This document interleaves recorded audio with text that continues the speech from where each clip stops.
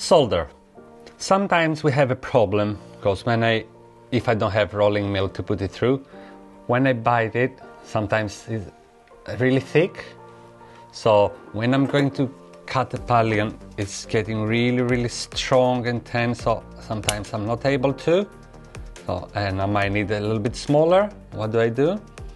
So I'm going to have a steel block, take the solder, hold it from one side, from outside, so keep away your fingers from the steel block, and then slowly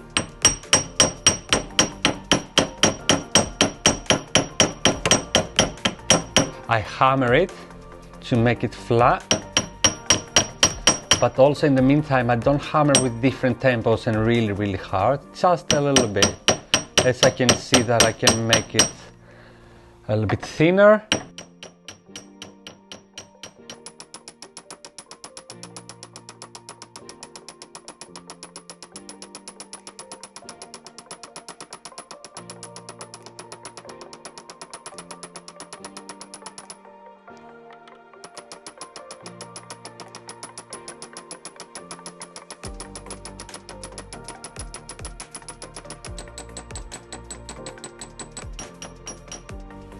So this one now, as you can see, it's half thinner than the body that I bought before, than the solder that I had before.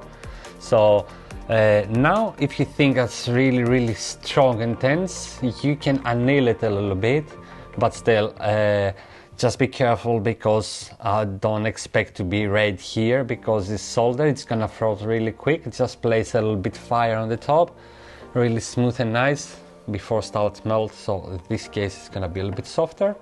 And now I can have a really small bit of solder and thin, and I can cut them also really easy